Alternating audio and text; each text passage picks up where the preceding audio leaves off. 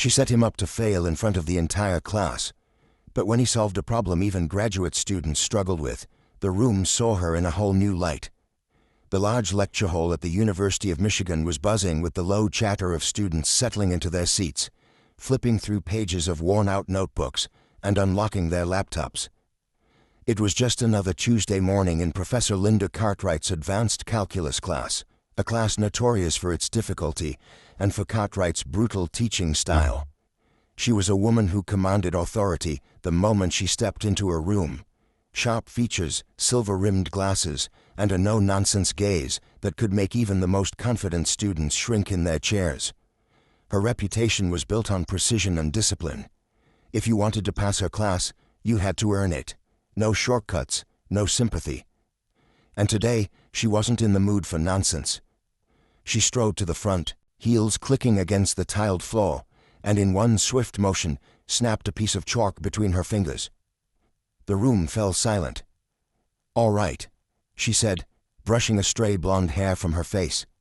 "Last lecture, we covered multivariable limits. Today, we push forward. Laplace transforms." She turned to the board and began writing. Long, intricate equations sprawled across the surface in neat, perfect script. Students scrambled to take notes, some already lost in the symbols, others pretending to understand.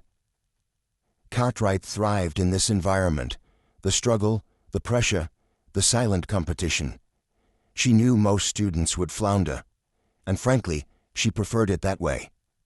It reinforced the idea that only the truly gifted belonged in her world. At least, that's what she thought. Somewhere near the middle of the hall, one student sat quietly, tapping his pen against his notebook. He wasn't struggling. He wasn't panicking. If anything, he looked bored. His name was Daniel Reed. Tall, lean, and always dressed in a simple hoodie and jeans, Daniel wasn't the type to draw attention. He rarely spoke in class, never made a spectacle of himself. But beneath that quiet demeanor, his mind worked faster than most. Numbers, patterns, equations. They made sense to him in a way they didn't for others. He glanced at the board, eyes scanning the equation. Something was off. A small mistake. Just a minor one. But a mistake nonetheless. Daniel hesitated. He could let it go. No one else seemed to notice. But then again, if she caught the mistake later, she might double back and waste time correcting it. Before he could decide, another student raised a hand hesitantly. A girl in the front row. Professor Cartwright, I think there's an error in the second line," she asked, her voice uncertain. The professor turned slowly, arching a brow. "An error," she repeated, as if the very idea was offensive. She scanned the board, then smirked. "There is no error," she said flatly. The girl's face turned red and she quickly looked down, embarrassed. Daniel exhaled, shaking his head slightly. He hated this. The way some professors dismissed students, the way they acted as if they were beyond making mistakes, and before he could stop himself, his hand was in the air. "Actually," he said, his voice calm, "there is an error." A ripple went through the room. Heads turned. Cartwright's expression didn't change, but there was a flicker, just for a second, of irritation in her eyes. "Oh," she said, arms crossing. "Enlighten me." Daniel stood up, not out of arrogance, not to make a show of it. He just didn't like speaking from a seated position. "It's in the second step. You applied the transformation to the wrong term," he explained, pointing at the board. "The coefficient doesn't carry over that way. If you solve it using your method, the final answer doesn't match the expected result." Silence. Cartwright's jaw tensed. She turned back to the board, scanning her own work. And then, there it was, the mistake. Her grip on the chalk tightened. For a moment, Daniel thought she might just admit it and move on. But then her lips curled into a tight smile. "Well, Mr. Reed," she said, turning to face him, "since you seem so confident, why don't you come up here and show us the correct way?" A few students chuckled under their breath. Daniel could hear the unspoken message behind her words. She didn't want to acknowledge that he was right. She wanted to put him on the spot.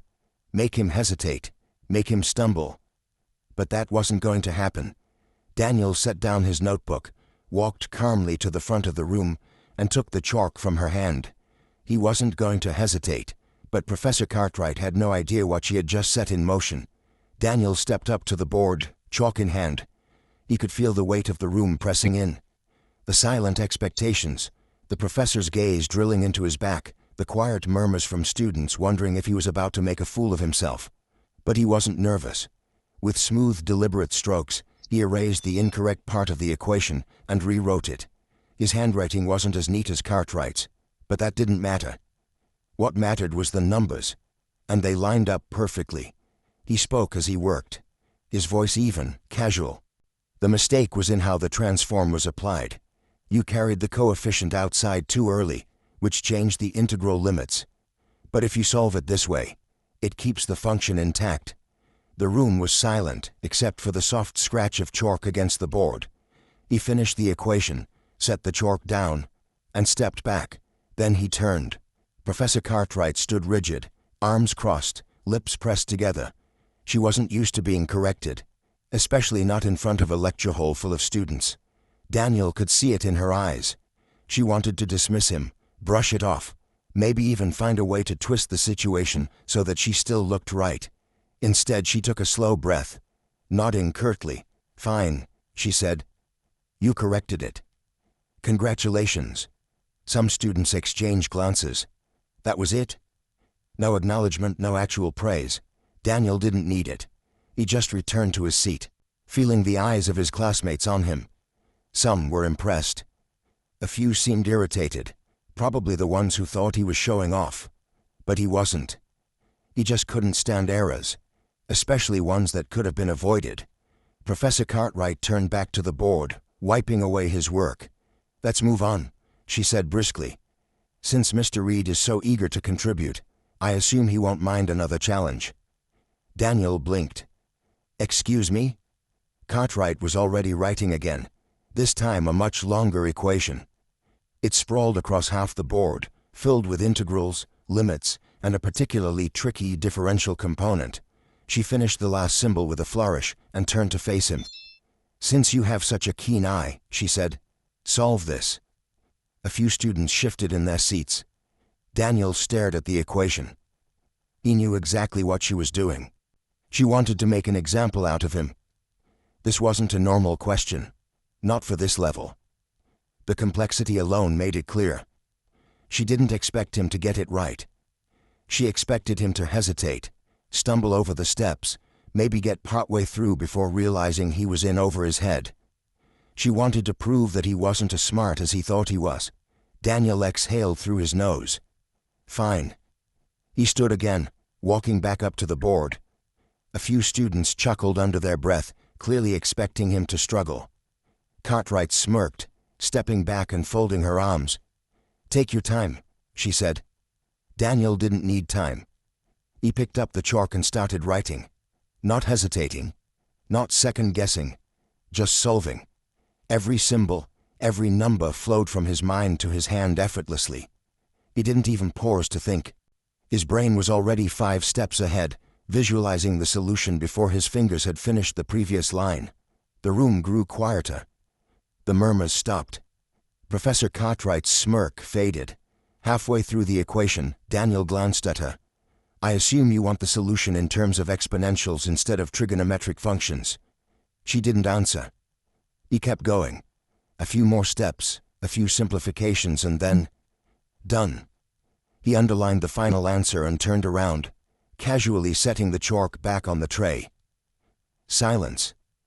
A deep, consuming silence. Then, somewhere in the back, a single student let out a low whistle. Cartwright's expression was unreadable. She scanned his work, line by line, searching for an error. Anything she could use to dismiss it. There was nothing. He had solved it, not just correctly, but elegantly. The solution was clean, efficient. A few students started whispering, a few others leaning forward, clearly realizing what just happened. Daniel crossed his arms. He wasn't smiling. He wasn't gloating. He was just waiting. Professor Cartwright finally spoke, her voice tighter than before. Lucky guess. A few students laughed under their breath, though not at Daniel. He tilted his head slightly. It wasn't a guess. Cartwright exhaled sharply through her nose. "Sit down, Mr. Reed," she muttered. Daniel turned and walked back to his seat. He could feel the shift in the room, the way people were looking at him now, some with admiration, some with resentment. And one person, Professor Cartwright, with something else entirely. But she wasn't done with him yet. The energy in the room had shifted. Daniel could feel it. No one was looking at Professor Cartwright the same way they had at the start of class. He hadn't set out to embarrass her. That wasn't his goal. But he also wasn't about to shrink just to make her comfortable. Cartwright turned back to the board, but she was gripping the chalk tighter now. She continued with the lecture, but her words lacked the same edge of authority they usually carried. Then, without warning, she stopped mid-sentence. She turned back to the class, scanning the rows of students, and then her gaze landed back on him. "If you're so confident, Mr. Reed," she said, forcing a smile, "how about we raise the stakes?" A few students chuckled. Others leaned forward, sensing something was about to go down. Daniel didn't react. "What do you mean?" Cartwright walked over to her desk, pulling out a thick textbook. She flipped through the pages before stopping on a section deep into the book, far beyond what they had covered in class. She turned the book around so the class could see the dense equations on the page. "This," she said, tapping a particularly intimidating problem, "is from an advanced graduate-level course, something I wouldn't expect any undergraduate to be able to solve." A murmur rippled through the room. "But since you seem to have a natural talent for this, why don't you prove it?" She smiled, but her eyes were sharp. Daniel exhaled slowly. He could see what she was doing. This wasn't about math anymore. She wanted to break him. This wasn't a test of skill. It was a power move. She wanted to push him past his limit, make him struggle in front of everyone. Maybe he'd get part of the way through, hesitate, and then she'd step in, remind the class why she was the authority in the room. He could refuse. He didn't owe her this. But the way the students were watching him, the way some were waiting for him to back down, made his decision for him. He stood up. Cartwright's smirk wavered for just a second. Daniel walked to the front of the room. She handed him the textbook, but he didn't even look at it. He had already memorized the problem. Without a word, he picked up the chalk. He knew the strategy. She had pulled this trick before, picking something just out of reach to humble students who thought too highly of themselves. But she had miscalculated. Daniel lived for problems like this. He started writing. His movements were controlled, deliberate. The problem was tough, no question about it. But tough didn't mean impossible. As he worked, the whispers in the room faded. The only sound was the chalk against the board. He didn't rush. He let each step unfold naturally, flowing from one equation to the next. Every simplification, every transformation, it was all leading to the inevitable answer. And then, finally, he boxed the final result. He turned back to the class. Silence. Cartwright's face was unreadable. But her clenched jaw, the stiff way she held herself. He knew. She had thought this would put him in his place. Instead, he had just made her look like a fool. A student in the back let out a low laugh, shaking his head. "Yo. What?" Even the students who had been skeptical were now staring at Daniel differently. Cartwright's hand twitched slightly at her side. She had to say something. She had to take back control of the room. "You skipped a step," she said, her voice clipped. Daniel raised an eyebrow. "No, I didn't." Her fingers curled slightly. "Yes, you did." Daniel turned back to the board, scanning the work. Then, without missing a beat, he pointed to a section near the middle. "This step here, where I simplified the partial fraction decomposition, that's what you're talking about." Cartwright didn't answer. He nodded. "I didn't skip it. I just did the calculation mentally because it was straightforward." The class was dead silent. Cartwright's face was tightening by the second. Daniel turned back to her. "But if you'd like, I can write it out." The way he said it, it wasn't cocky. It wasn't even challenging. It was just matter of fact. And that made it worse. He wasn't trying to make her look bad. She was doing that to herself. Cartwright inhaled sharply. "No, that won't be necessary." She turned back to her desk, setting the textbook down a little harder than she needed to. Daniel could feel the shift in the air. He had just turned the class against her, but Cartwright wasn't going to let this end here. Professor Cartwright turned back to the class, her face composed, but her grip on the desk betraying her frustration. Daniel sat down, but he knew this wasn't over. The way she stood there, her posture too stiff, her jaw too tight, she was trying to figure out her next move. The students, meanwhile, were still digesting what had just happened. Some were exchanging glances, others whispering in low voices. Then a hand shot up from the second row. "Professor." A student, Brian, one of Cartwright's favorites, leaned forward. "If he got it right, doesn't that mean Daniel just solved a graduate-level problem? Shouldn't that, mean something?" Cartwright's lips pressed into a thin line. Brian wasn't wrong. But admitting that would mean acknowledging that she had underestimated Daniel. "I never said it was impossible," she responded smoothly. "Only that it would be difficult for an undergraduate." There was something slippery about the way she said it, like she was already trying to rewrite what had happened. Daniel let out a slow breath, staring at the desk in front of him. He wasn't looking for validation. He didn't need her approval. But the class did. They needed to see what was happening here. Another student raised their hand. "So, if he got it right, does that mean he should be in a more advanced class?" Cartwright didn't answer right away. She glanced at Daniel. For a moment, there was something else in her eyes. A calculation. Then, finally, she smiled. "I think," she said, the voice softer now, "Mr. Reed would benefit from an academic challenge." A few students perked up. Was she actually recognizing his talent? Was she about to suggest a higher-level placement? Daniel wasn't convinced. "Which is why," Cartwright continued, "I'd like to invite him to a little competition." The murmurs started again. Daniel frowned. "What kind of competition?" Cartwright walked to her desk, pulling out a folder. She flipped it open, scanning the papers inside. "There's a university-sponsored mathematics symposium coming up next month. Some of the best students from different schools in the region will be competing. It's a rigorous, high-pressure environment, not just about solving problems but about doing it under time constraints, with an audience." She looked up, eyes locking onto his. "I assume you'd be up for it." Daniel immediately understood what she was doing. This wasn't an opportunity. It was a setup. She wasn't just testing his math skills anymore. She was testing his ability to handle pressure, to see if he could perform outside the safety of a classroom. If he failed, it wouldn't just be in front of his classmates. It would be in front of professors, graduate students, and some of the best minds in the field. He could feel the weight of the room. People were waiting for his answer. If he backed down now, it would look like he had gotten lucky today, that he wasn't actually as capable as he seemed. And if he accepted, he'd have to win. Daniel exhaled, then nodded once. "I'm in." Cartwright's smile didn't reach her eyes. "Excellent." But she wasn't finished with him yet. The news spread fast. By the time Daniel stepped out of the lecture hall, students were already whispering about it in the hallways.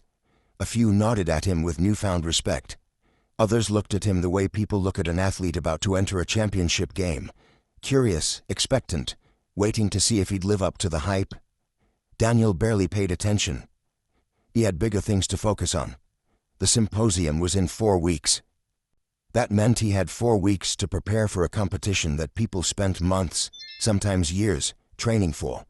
That night, he sat in the campus library, surrounded by textbooks, notebooks filled with calculations, and a half-empty coffee cup that had long gone cold.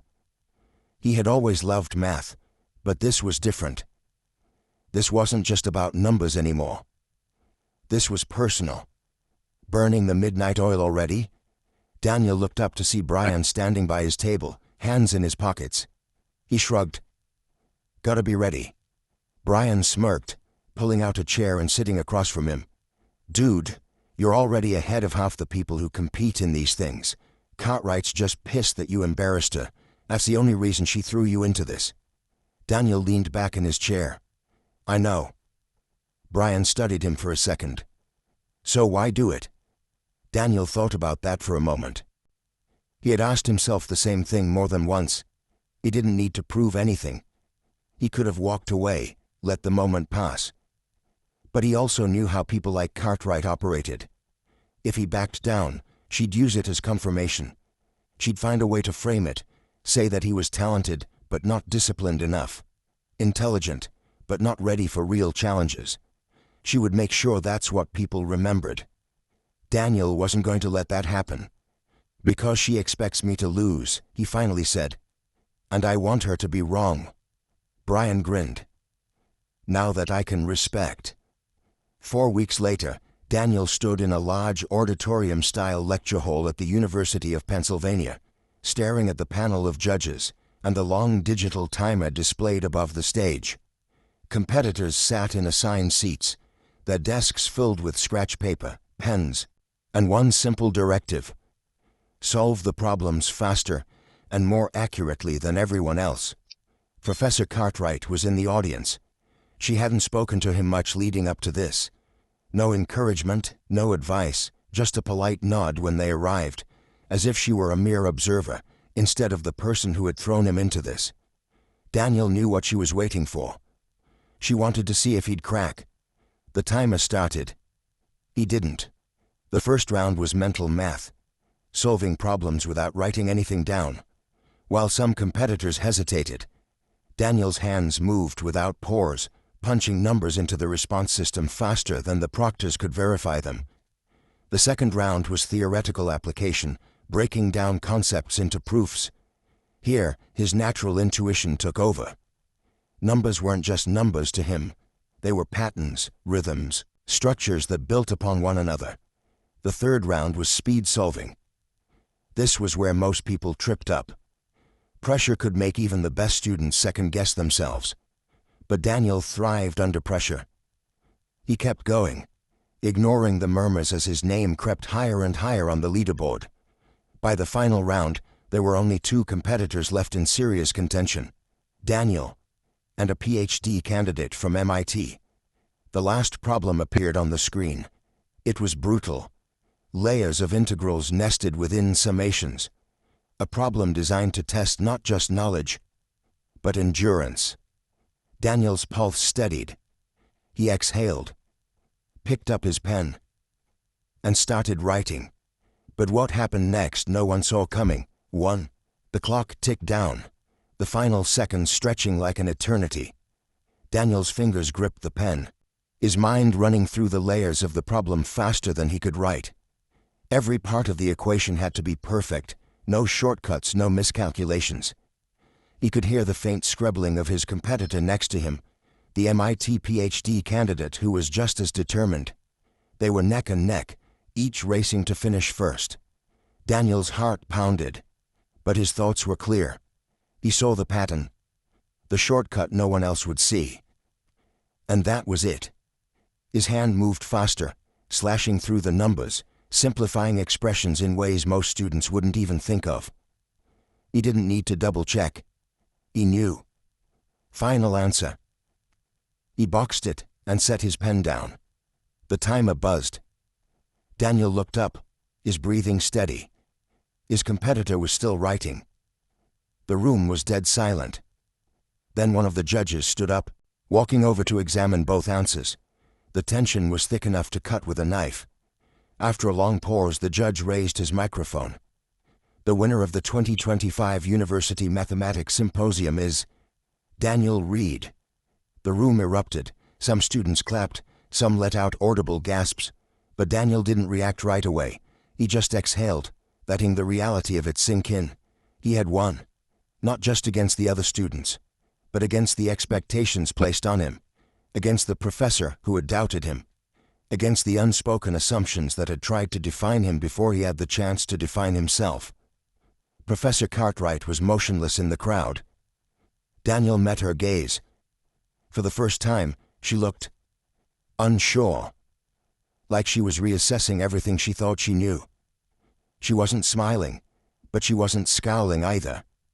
She gave a slow, almost imperceptible nod. Daniel didn't need an apology. He didn't need validation.